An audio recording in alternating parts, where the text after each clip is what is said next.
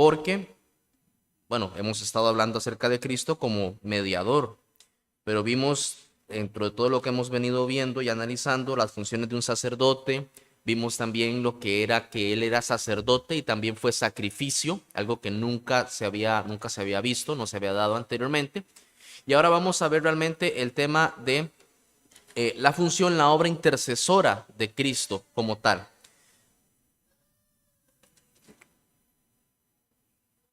Dice Hebreos el capítulo 8, el versículo del 1 al 5. Ahora bien, el punto principal de lo que venimos diciendo es que tenemos tal sumo sacerdote, el cual se sentó a la diestra del trono de la majestad en los cielos. Anteriormente a esto venía hablando acerca del sacerdocio según el orden de Melquisedec. Ahora aquí vemos que es sacerdote y es rey. Se sentó a la diestra del trono de la majestad en los cielos, ministro del santuario y de aquel verdadero tabernáculo que levantó el Señor y no el hombre. Porque todo sumo sacerdote está constituido para presentar ofrendas y sacrificios, por lo cual es necesario que también éste tenga algo que ofrecer.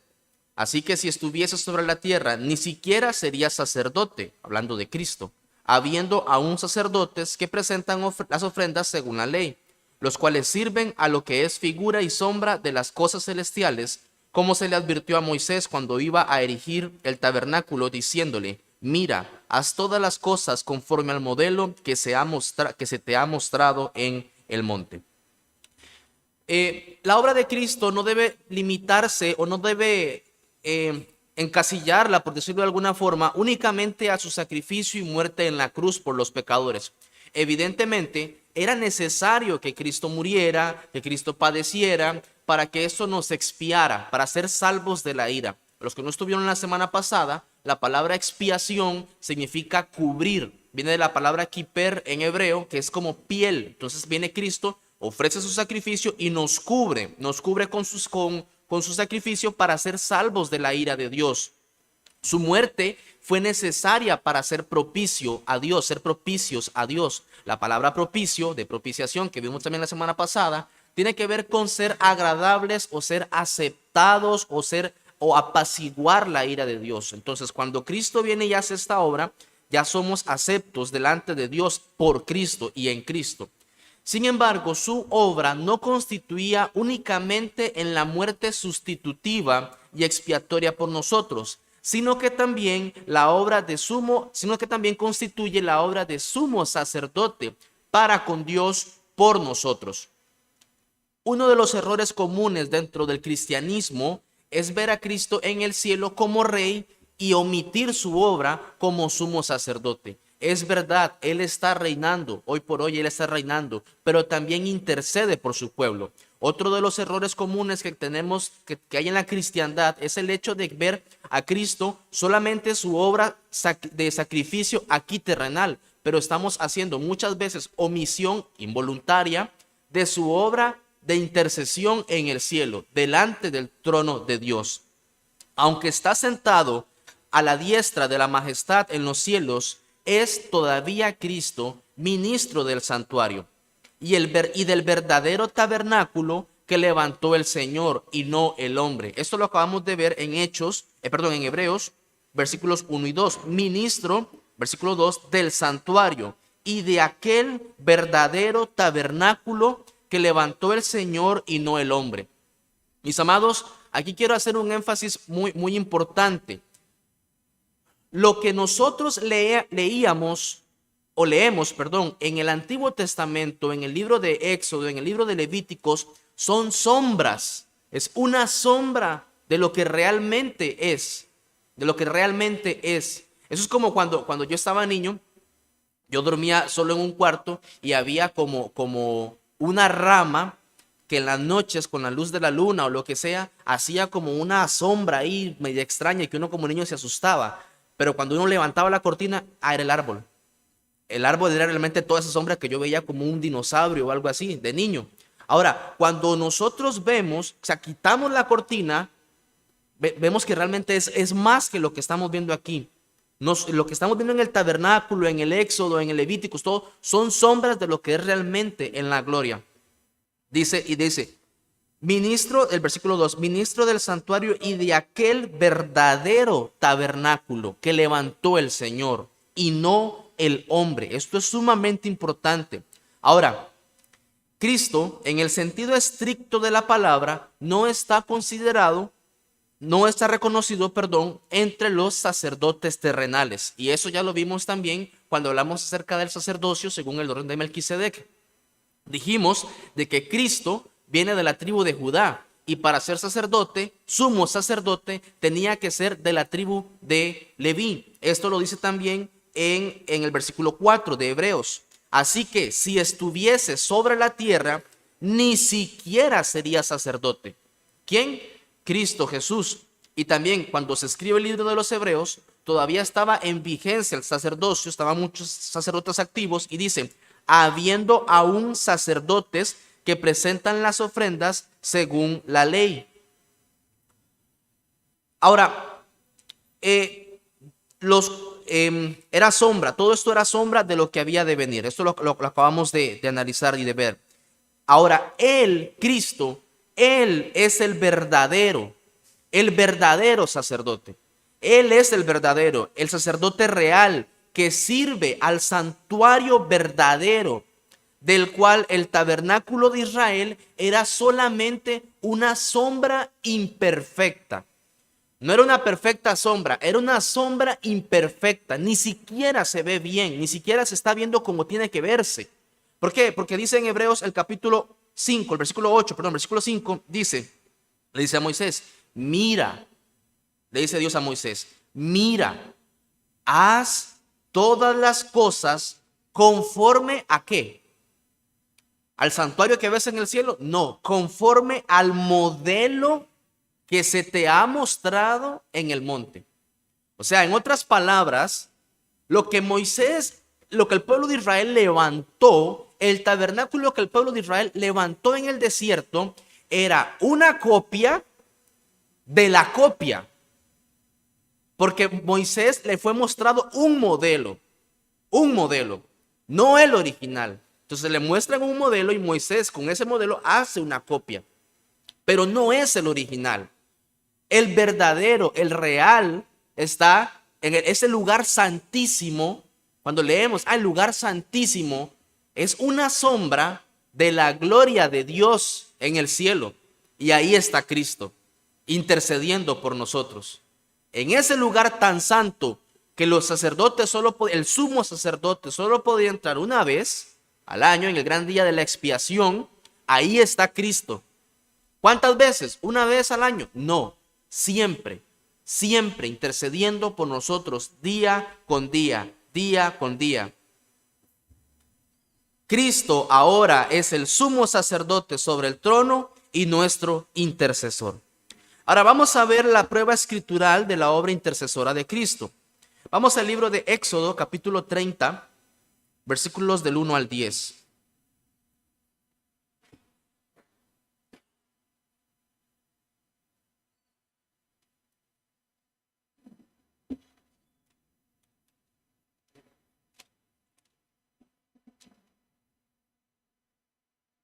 Dice así, Éxodo 30, versículos del 1 al 10. Harás asimismo un altar para quemar el incienso, de madera de acacia lo harás. Su longitud será de 1 codo, y su anchura de 1 codo, será cuadrado, y su altura de 2 codos, y sus cuernos serán parte del mismo. Y lo cubrirás de oro puro, su cubierta, sus paredes en derredor y sus cuernos, y le harás en derredor una cornisa de oro. Le harás también 2 anillos de oro debajo de su cornisa, a sus 2 esquinas, a ambos lados suyos, para meter las varas con que será llevado. Harás las varas de madera de acacia y las cubrirás de oro, y lo pondrás delante del velo que está junto al arca del testimonio, delante del propiciatorio que está sobre el testimonio, donde me encontraré contigo. Y Aarón quemará incienso aromático sobre él. Cada mañana, cuando aliste las lámparas, lo quemará. Y cuando Aarón encienda las lámparas al anochecer, quemará el incienso. Rito perpetuo delante de Jehová por vuestras generaciones. No ofreceréis sobre él incienso extraño, ni holocausto, ni ofrenda, ni tampoco derramaréis sobre él libación. Y sobre sus cuernos hará Aarón expiación una vez en el año, con la sangre del sacrificio por el pecado para expiación. Una vez en el año hará expiación sobre él por vuestras generaciones, será muy santo. Vamos a ver la obra intercesora de Cristo simbolizada en este pasaje. La nube siempre ascendente de incienso no era nada más un símbolo de los que oraban en Israel, sino también un tipo de la oración sumo sacerdotal de nuestro gran sumo sacerdote Jesucristo. Esa nube de incienso que se levantaba en el pueblo de Israel, ahí en el tabernáculo, no era solamente a Israel orando, no, también era un símbolo de Cristo intercediendo por su pueblo. Esta acción simbólica de quemar incienso no estaba disociada de la entrega de sacrificios sobre el altar de bronce, sino estrechamente relacionada con ella. Esto lo vemos en el versículo 10. Dice, y sobre sus cuernos harán expiación una vez en el año con la sangre del sacrificio por el pecado para expiación. Esto es en el altar del incienso. Ahí mismo se gestaba todo esto. Se refería a la aplicación de la sangre de las más importantes ofrendas por el pecado, la cual se aplicaba a los cuernos del altar de oro, llamado también el altar del incienso, se rociaba hacia el velo y en el gran día de la expiación se traía hasta el interior del lugar santísimo y se rociaba sobre el propiciatorio. Esta manipulación de la sangre simbolizaba la presentación del sacrificio a Dios que moraba entre los querubines. Es lo que dice el teólogo Berkhoff. Esta manipulación de la sangre simbolizaba la presentación del sacrificio a Dios que mora entre los querubines. Entonces, en este mismo lugar, en esta zona del altar de bronce, en el altar del incienso, no solamente se quemaba incienso, sino también había un sacrificio y también esto era llevado a ese lugar especial que se presentaba delante de Dios. El altar, este incienso aromático representa, ya lo dije ahorita, representa la oración, la obra intercesoria de Cristo por su pueblo. Es por eso que cuando Nadab y Abiú ofrecieron incienso extraño, Dios ahí mismo los consumió. Porque nadie podía hacer esa labor. No había otro tipo de incienso que sustituyera. No hay otro tipo de Cristo que sustituya. Él es suficiente. Su labor es única, es especial. No vayan a tratar de replicarla. Es muy santo, es muy apartado, es muy exclusiva. Por eso Dios viene y manda este castigo para estas dos personas, porque quisieron hacer las cosas a su manera y no a la manera de Dios, específicamente con Cristo. Ahora, ¿cómo es eso de que es un puro simbolismo? ¿A qué se refiere con que es un simbolismo? ¿De dónde sacamos que es un simbolismo? Vamos a Hebreos, el capítulo 9.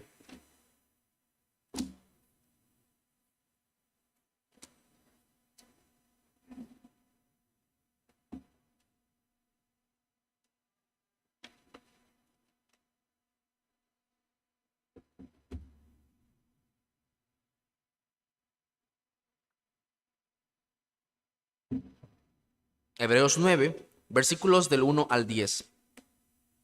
Ahora bien, aún el primer pacto tenía ordenanzas de culto y un santuario terrenal, porque el tabernáculo estaba dispuesto así. En la primera parte, llamada el lugar santo, estaba el candelabro, la mesa y los panes de la proposición.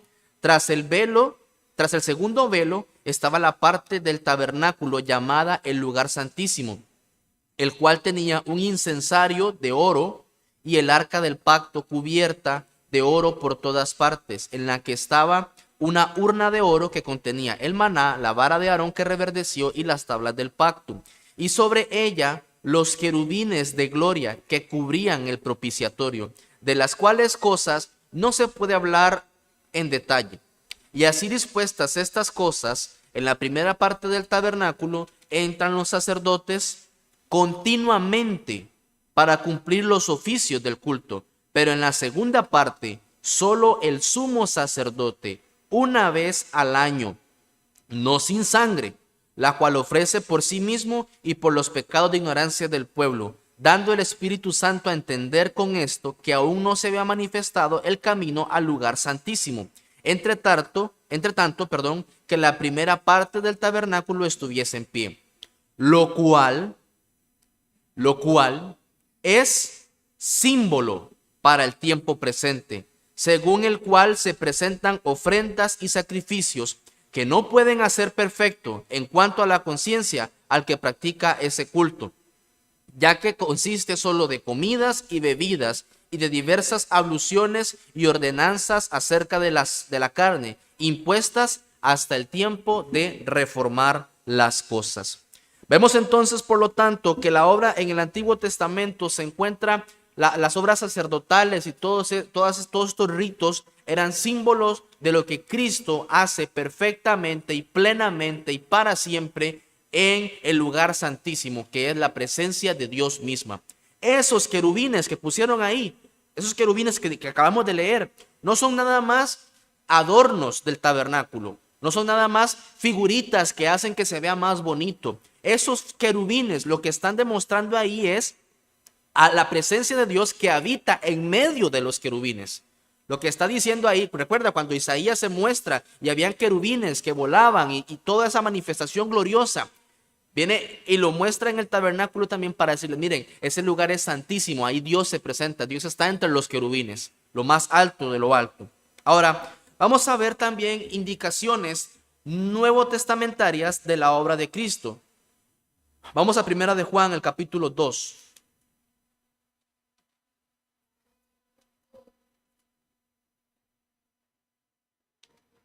Ya vimos en el Antiguo Testamento, el punto es este, prueba escritural de la obra intercesora de Cristo. En el Antiguo Testamento hay sombras y símbolos. Ahora vamos a ver lo que dice el Nuevo Testamento de la obra intercesora de Cristo. En Primera de Juan, el capítulo 2, el versículo 1, dice así: hijitos míos, estas cosas os escribo para que no pequéis. Y si alguno hubiere pecado, abogado tenemos para con el Padre, a Jesucristo el justo. Y Él es la propiciación por nuestros pecados. Hasta ahí solamente. Mis amados, quiero decirles algo. Esta palabra abogado solo aparece una vez y es aquí. Solo aparece una vez y es esa. Abogado. Abogado. El término abogado en griego es también parakletos, que es la misma palabra que se usa para referirse al Espíritu Santo. Pero cuando hablamos del Espíritu Santo, nos referimos al Espíritu Santo como un ¿qué? Como un consolador. Un consolador. La palabra parakletos también entonces puede ser consolador o puede ser abogado. Sin embargo, los traductores griegos de la escritura, dice, no quisieron darle un sentido pasivo a la palabra, sino más bien uno activo.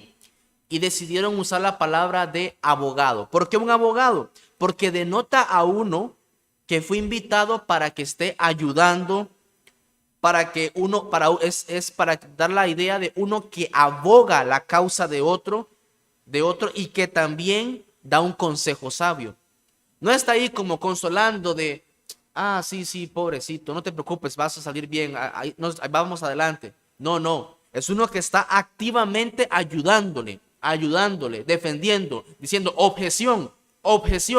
Eso no es así, yo vengo y estoy hablando, está activo. Y le da un consejo sabio. Cuando hemos visto en las películas escenas donde están abogados y todo, ¿verdad? Y le dice el abogado, usted no hable, no diga eso. Mejor omita esto.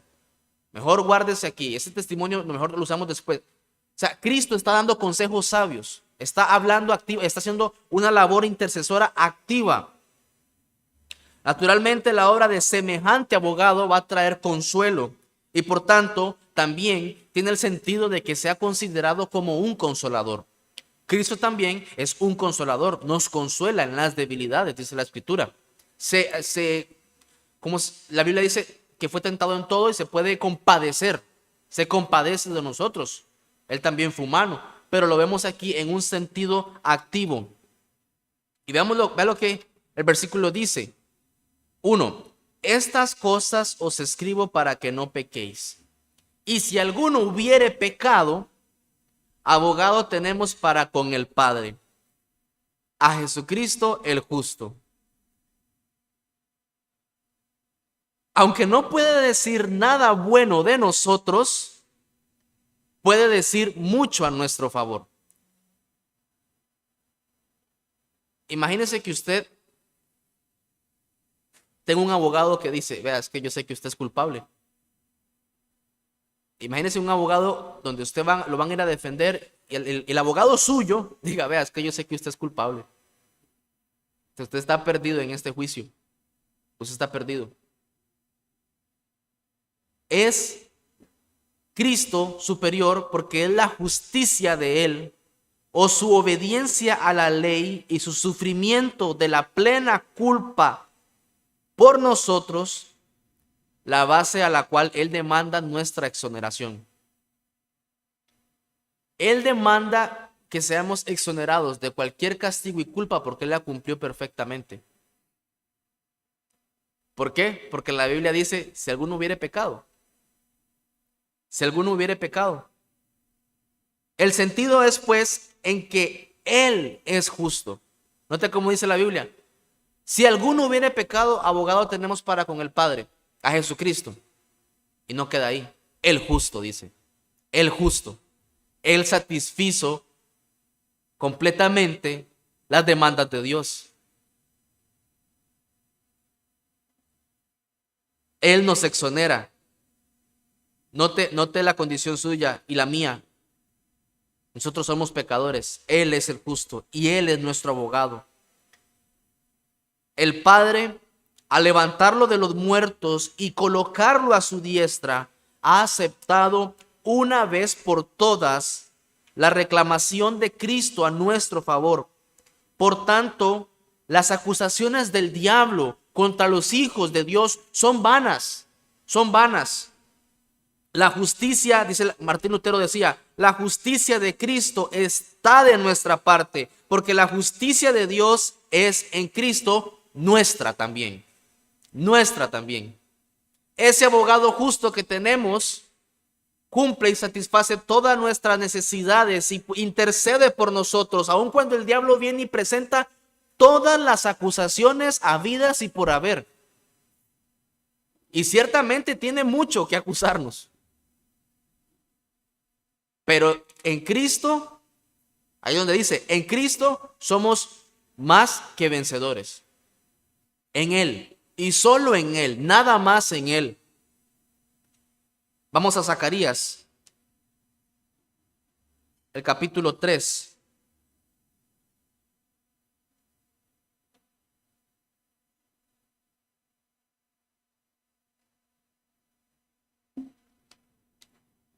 Zacarías, capítulo 3. Está después de Ageo.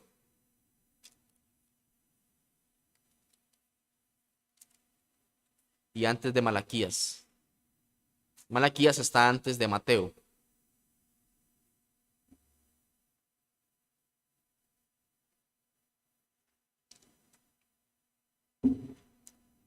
Dice, Zacarías 3, 1. Del 1 al 4. Dice, me mostró al sumo sacerdote Josué, el cual estaba delante del ángel de Jehová, y Satanás estaba a su mano derecha para acusarle. Y dijo Jehová a Satanás, Jehová te reprenda, oh Satanás, Jehová que ha escogido a Jerusalén te reprenda. ¿No es este un tizón arrebatado del incendio? Y Josué estaba vestido de vestiduras viles y estaba delante del ángel. Y habló el ángel y mandó a los que estaban delante de él diciendo, quitadle esas vestiduras viles. Y a él le dijo, mira, que he quitado de ti tu pecado y te he hecho vestir de ropas de gala. Mis amados, ahí está Satanás para acusarnos. Y ciertamente tiene mucho que acusarnos. Nuestras ropas son viles. Recuerdo la historia de Job. Recuerdo la historia de Job, y Satanás no tenía mucho que decir en contra de Job, pero dijo que Job era un interesado y que por eso seguía a Dios. Dice, ¿acaso teme Job a Dios de balde?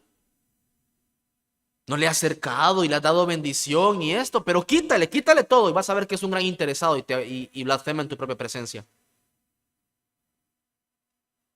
Y a pesar de que Dios le había dicho anteriormente, ¿no has considerado a mi siervo Job? Que es justo, recto, temeroso, Dios apartado del mal. Y aún así Satanás inventó algo para acusarlo. Ahora nosotros, mis amados, que no tiene mucho que inventar para acusarnos, ciertamente Él nos acusa delante de Dios. Satanás es enemigo. La palabra es adversario. Es también nuestro adversario. Pero Cristo, como nuestro abogado, intercede por nosotros. Y nos quita esas ropas viles, andrajosas, para darnos ropas gloriosas. Dice él, somos somos tizones arrebatados del fuego. Eso que se estaba quemando ahí, que ya no daba, eso ya se murió, ya déjelo que se queme, que se extinga. No, lo sacó. Él lo sacó por su muerte expiatoria. Intercede por él también. Vamos a Hebreos capítulo 7, versículo 25.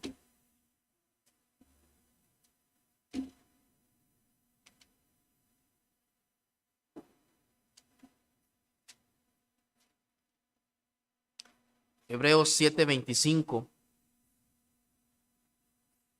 Dice, hablando de Cristo, por lo cual puede también salvar perpetuamente a los que por él se acercan a Dios, viviendo siempre para interceder por ellos.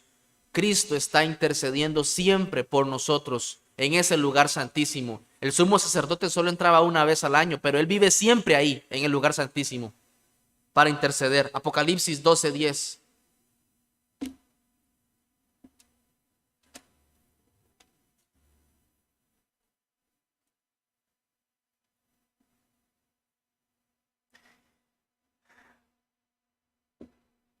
Apocalipsis 12:10. Entonces oí una gran voz en el cielo que decía, ahora ha venido la salvación, el poder y el reino de nuestro Dios y la autoridad de su Cristo, porque ha sido lanzado fuera el acusador de nuestros hermanos, el que los acusaba delante de nuestro Dios día y noche. Día y noche, dice la Biblia. Pero Cristo está intercediendo siempre, viviendo para siempre. Ahora vamos a ver como segundo punto la naturaleza de la obra intercesora de Cristo. Precisamente como el sumo sacerdote en el gran día de la expiación entraba al lugar santísimo con su sacrificio completo para presentarlo a Dios, así entró Cristo en el lugar santo celestial con su sacrificio completo, perfecto y todo suficiente, y lo ofrendó al Padre. Esto lo acabamos de leer en Hebreos, el capítulo 9.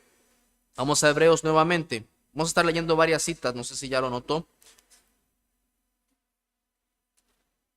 Él entró y dio ofrendas. Versículo 11 de Hebreos 9. Dice, pero estando ya presente Cristo, anteriormente hemos dicho, impuestas hasta el tiempo de reformar las cosas.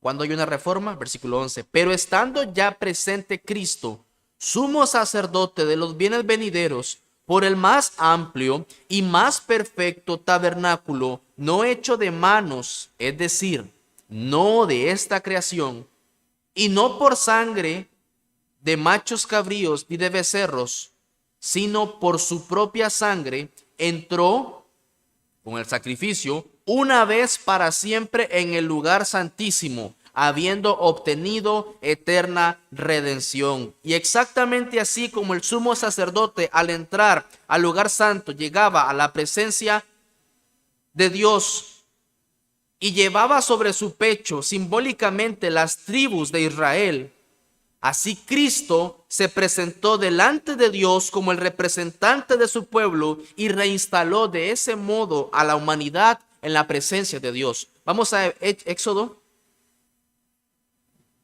28.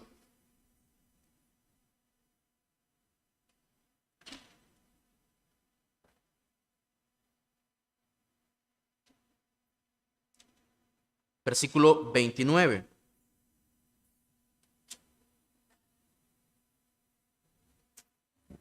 Este pasaje, el 28, habla acerca de las vestiduras de los sacerdotes. Entonces habla de cómo se vestían ellos, pero hay una vestimenta que es especial, superior a todas, era la del sumo sacerdote. Ese sumo sacerdote no se vestía igual que los demás, tenía una vestimenta especial. Y junto a esto, veamos lo que dice en el versículo 29. Y llevará a Aarón los nombres de los hijos de Israel en el pectoral del juicio, sobre su corazón, cuando entre en el santuario, por memorial delante de Jehová continuamente. ¿Sabe qué significaba eso? Esos nombres ahí, que el sumo sacerdote con su vestidura real entraba, o no real, su vestidura tan sublime, tan majestuosa, entraba el sumo sacerdote con los nombres y él decía, aquí estoy yo en representación de todo el pueblo de Israel. ¿Y sabe qué hace Cristo? Entra él con su cuerpo glorificado en representación por su iglesia. Ahí nos lleva él al lugar santísimo. Al lugar santísimo. Él reinstala toda la humanidad, los que creen en él, ante la presencia de Dios. ¿Sabe? Dice la Biblia en Juan, en el principio era el verbo y el verbo era con Dios y el verbo era Dios. Así estaba Cristo. Pero cuando él desciende, y aquel verbo fue hecho carne y habitó, hizo su obra, murió, resucitó, con cuerpo glorificado, se presentó ya para volvernos al Padre. Porque nuestros pecados hicieron división entre él y entre Dios y nosotros. Pero Cristo viene y nos lleva. Así como en el día del perdón, así se le llamaba, no se hacía trabajo alguno, no se hacía sacrificio. Vamos a Levíticos capítulo 16, versículo 29. Levíticos 16, 29.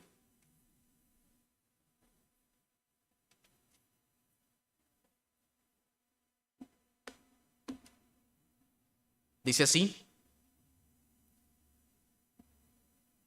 Y esto tendréis, Levítico 16, 29, y esto tendréis por estatuto perpetuo en el mes séptimo, a los 10 días del mes, afligiréis vuestras almas, y ninguna obra haréis, ni el natural, ni el extranjero que mora entre vosotros. Porque, versículo 30, porque en este día se hará expiación por vosotros, y seréis limpios de todos vuestros pecados delante de Jehová. Así como en el día de la expiación no se hacía trabajo alguno, no se hacía sacrificio, ni se permitía que ningún sacerdote entrara en el tabernáculo mientras el sumo sacerdote entraba para hacer la propiciación, así ni la justicia nuestra, ni el sacrificio de sacerdote alguno hace propiciación, sino solo Cristo. Solo Cristo. Y como el sumo sacerdote, antes de ofrecer el incienso, llevaba la ropa ordinaria de sacerdote y después vestía el santo ropaje de gloria y hermosura, al entrar en el lugar santísimo, así Cristo entró con su cuerpo glorificado. Así entró Cristo con un cuerpo glorificado. Dejó su cuerpo terrenal y ahora se presenta delante del Padre por nosotros con una vestidura gloriosa, su cuerpo glorificado. A esto se refiere el escritor de Hebreos cuando dice, porque no entró Cristo en el santuario hecho de mano, figura del verdadero, sino en el cielo mismo, para presentarse ahora por nosotros ante Dios. Dice Hebreos, el capítulo 9, el versículo 24. También dentro de la naturaleza de la obra intercesora de Cristo encontramos el elemento judicial en la intercesión. Y esto ya lo he venido diciendo, Cristo satisfizo todas las demandas justas de la ley, de tal manera que ningún cargo legal puede presentarse en contra de aquellos por quienes Él ha pagado el precio. Romanos el capítulo 8.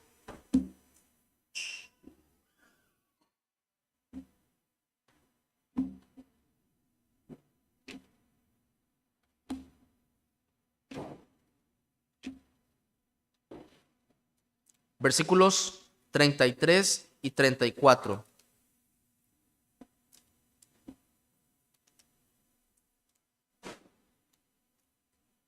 Dice así: ¿quién acusará a los escogidos de Dios? Dios es el que justifica. ¿Quién es el que condenará? Cristo es el que murió, más aún el que también resucitó, el que además está a la diestra de Dios, el que también intercede por nosotros. Aunque Satanás siempre estará ocupado en traer acusaciones en contra de los elegidos, Cristo las afronta todas, señalando su obra completa. Él señala siempre su obra completa. Ahora, no tiene solo que ver con un asunto judicial o legal, la obra de Cristo de intercesión, sino también con un asunto moral, nuestra gradual santificación. Cuando nos dirigimos al Padre en el nombre de Cristo, lo que siempre oramos, Él santifica nuestras oraciones. Nosotros sabemos que no seremos escuchados jamás por la elocuencia de nuestras palabras al orar. Y también sabemos que no vamos a ser escuchados por las vanas repeticiones que podamos elevar. Seremos escuchados por la obra de Cristo que intercede por nosotros. Por eso seremos escuchados. Nuestras oraciones necesitan de la obra intercesora de Cristo, porque frecuentemente son demasiado imperfectas, son demasiado triviales, superficiales y hasta insinceras. Leí una frase de un puritano que decía: tengo que arrepentirme hasta de mi falso arrepentimiento muchas veces. Y nuestras oraciones se dirigen a alguien que es perfecto en santidad y majestad, y nosotros elevando oraciones imperfectas, Él intercede por nosotros, por nuestras oraciones.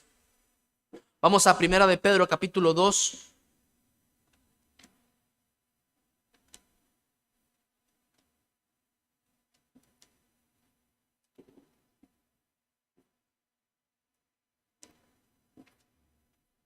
Versículos 4.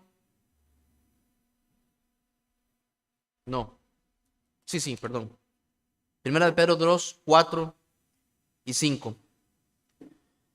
Dice: acercándoos a Él, piedra viva, desechada ciertamente por los hombres, mas para Dios escogida y preciosa, vosotros también, como piedras vivas, sed edificados como casa espiritual y sacerdocio santo, para ofrecer sacrificios espirituales, aceptables a Dios por medio de Jesucristo. ¿Sabe? Nuestro servicio a Dios también es santificado por la obra de Cristo. Esto es necesario porque con frecuencia tenemos conocimiento cabal del hecho de que no brota nuestro servicio, no brota muchas veces del motivo más puro. Y aun cuando brotaran de ellos, están todavía demasiado lejos de aquella perfección que las convertiría aceptables para un Dios santo. Nuestra labor, nuestro servicio a Dios es agradable a Dios por Jesucristo. Por Jesucristo. Por eso, cuando dice: porque somos hechura suya, creados en Cristo Jesús para buenas obras. Pero ¿cuándo son buenas obras? Cuando están en Cristo Jesús. Pero cuando no están en Cristo Jesús, cuando no es una obra que Cristo interceda por esa obra, ¿sabe qué son? Todas vuestras justicias son como trapos de inmundicia, dice Dios. Porque nadie puede ser salvado por obras.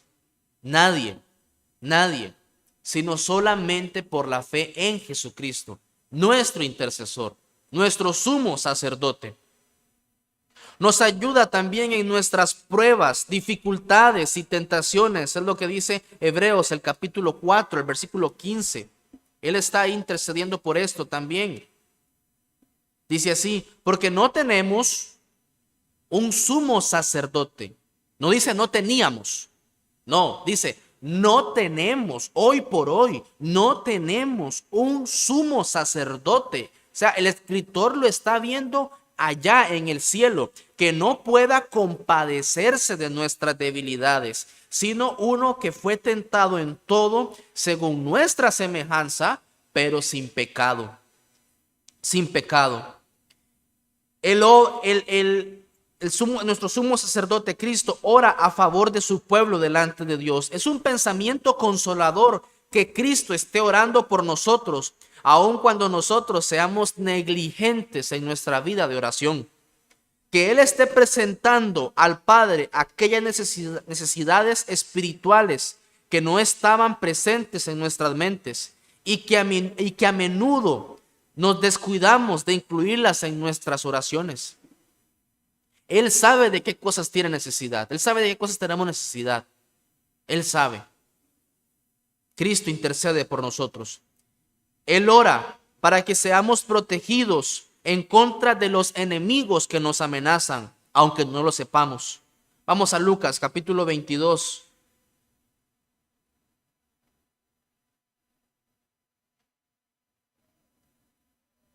¿Y cómo es esto? ¿Cómo es eso que él está pidiendo por los enemigos y todo que no conocemos? Lucas capítulo 22, versículos 31. Dice, dijo también el Señor Jesús, Simón, Simón, he aquí, Satanás os ha pedido para zarandearos como a trigo. Usted y yo no sabemos las amenazas que tenemos latentemente. Pedro no sabía que Satanás lo había pedido para zarandearlo. Pero él está orando para que nuestra fe no se agote y para que salgamos victoriosos en el final. ¿Qué dice el versículo 32? Pero yo, dice Cristo, yo he rogado por ti que tu fe no falte.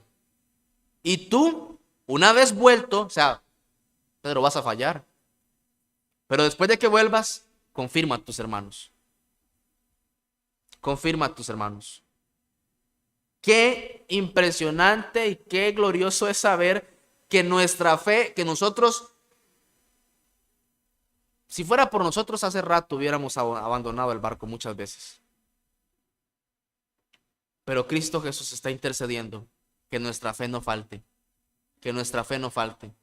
Él está rogando para que salgamos victoriosos en el final, hasta el final.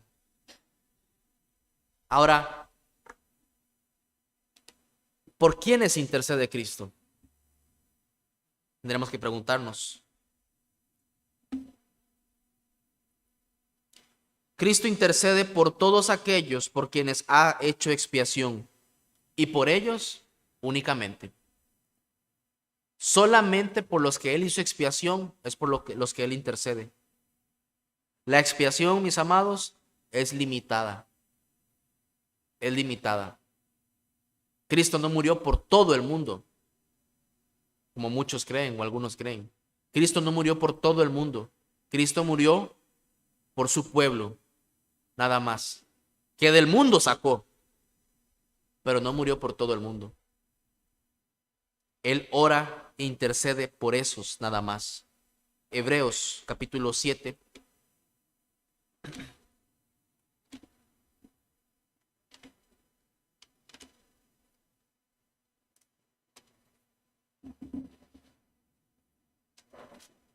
(7:25). Por lo cual puede también salvar perpetuamente a los que por Él se acercan a Dios, viviendo siempre para interceder por ellos. 9:24 también.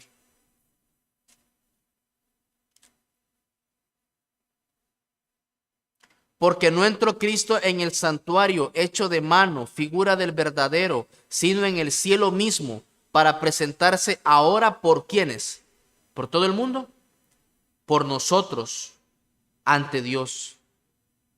Vamos al Evangelio de Juan.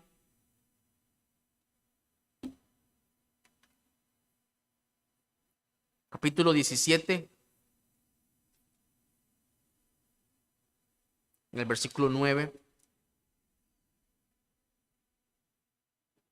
Cristo está orando.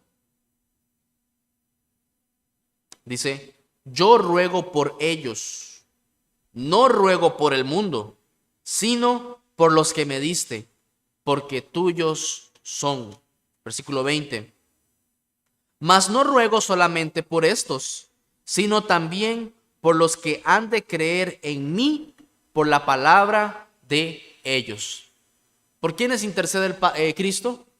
Por los que han de creer en Él, por los que creen en Él, por los que han creído en Él. Por eso es que ora. La expiación es limitada y eso es lo que nos dice la confesión nuestra en el párrafo 8. Y eso es algo súper importante que tengamos claros. El Señor está intercediendo por su pueblo, por su pueblo. Y eso nos hace examinarnos también. ¿Soy yo ya del pueblo del Señor? ¿Ya fui a Él en arrepentimiento y fe? Ahora vamos a ver ya por último las características de su intercesión.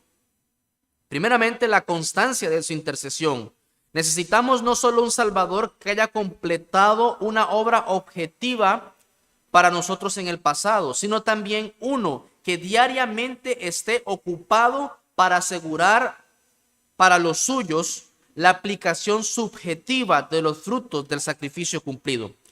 Cristo está activo. Decenas de millares de personas demandan su atención a cada momento y un instante de interrupción sería desastroso. Por lo mismo, Cristo siempre está alerta sin que se le escape ninguna de las oraciones de los suyos. Él está constantemente intercediendo. No importa qué hora del día usted lo busque, Él va a estar atento. Él está atento para interceder por nosotros. El carácter autoritativo también de su intercesión.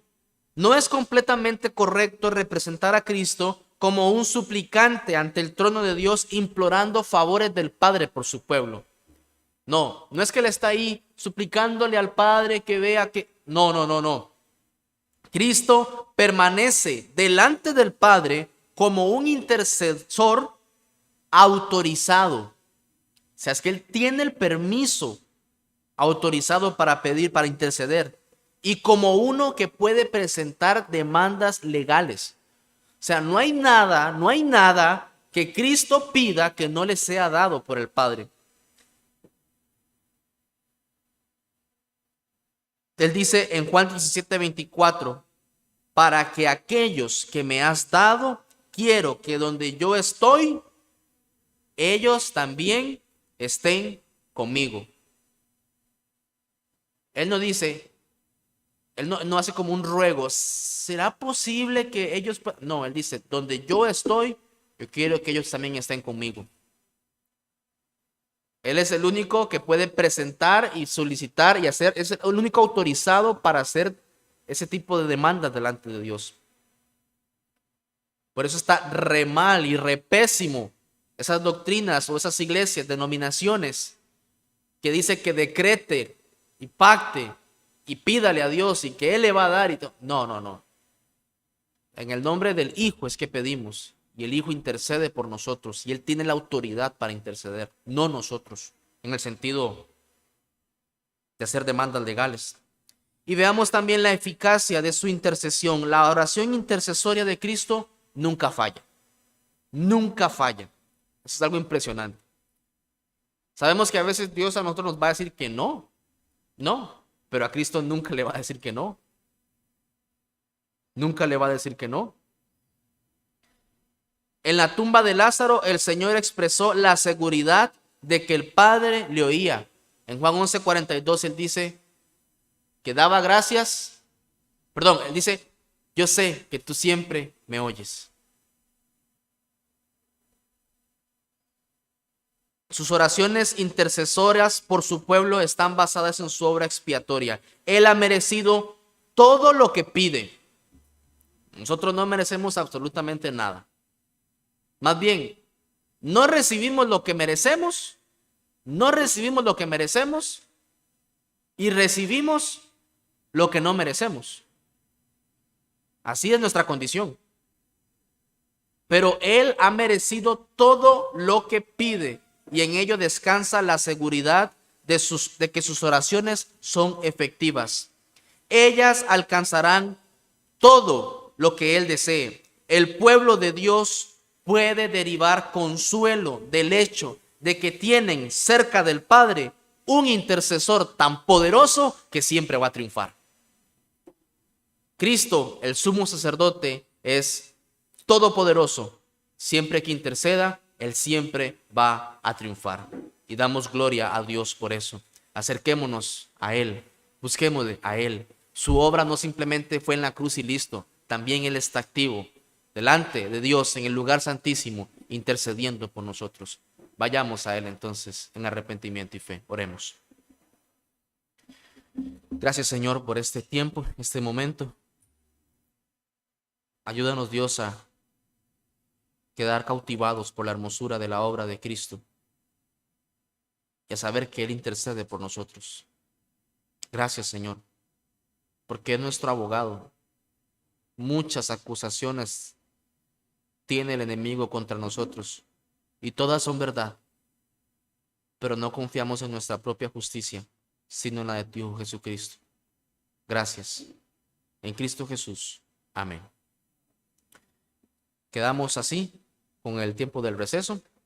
A las 10:30 retomamos el tiempo de culto. Dios les bendiga.